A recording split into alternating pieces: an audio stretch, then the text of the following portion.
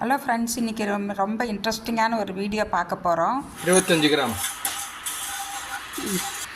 பட்டை, 10 கிராம் ஏலக்காய், பச்சை ஏலக்காய் அதில் 5 கிராம் பட்டை, 5 கிராம் பச்சை ஏலக்காய், 5 கிராம் கருப்பு ஏலக்காய், 6 கிராம் மிளகு 5 கிராம் ஜாதி பத்திரி 3 கிராம்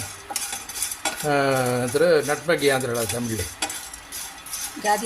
ஜாதிக்காய் 3 கிராம் பட்டை 5 கிராம்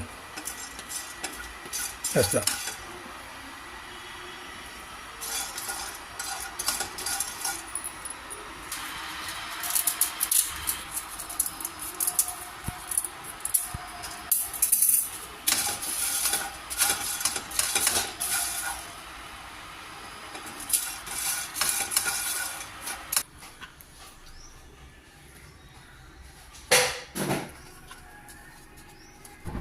என்னுடைய ஹஸ்பண்ட் செஞ்ச கரம் மசாலா பவுடர் ரொம்ப டேஸ்ட்டு, ரொம்ப வாசனை. அதோட வாசனை வீடே கம்மன் வாசனையாக இருந்துச்சு.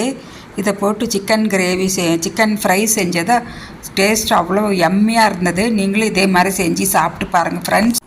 உங்கள் ஃபீட்பேக்கை கமெண்ட்ஸ் பண்ணுங்கள். நான் மறுபடியும் அடுத்த வீடியோவில்